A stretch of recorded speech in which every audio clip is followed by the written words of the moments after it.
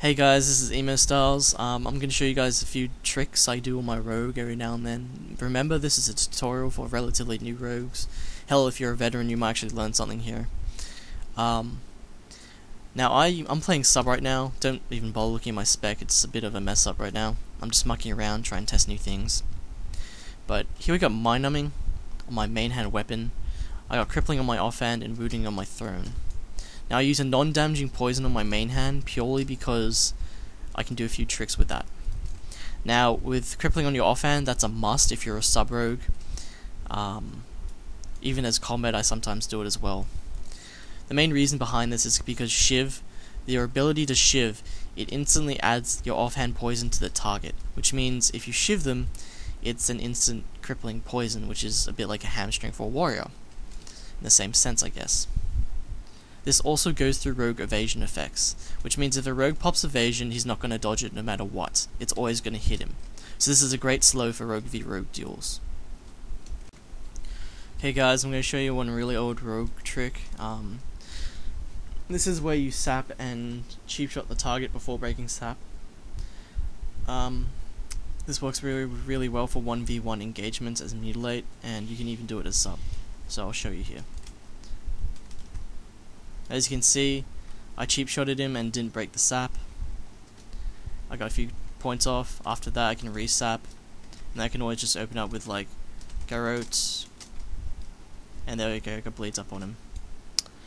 Now this is an old, very old rogue trick which people used to do. Usually when you do that, you run away after doing the cheap shot, just in case they get into combat somehow. Then you just re-stealth and you walk back up to them, and you have 2 combo points right there.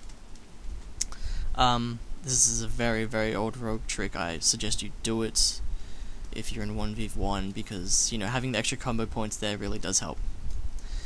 Also, it means if you're a sub, you can use pre-med cheap shot, and then you get 5-point recoup up straight before you even start engaging the person in combat, which is really handy.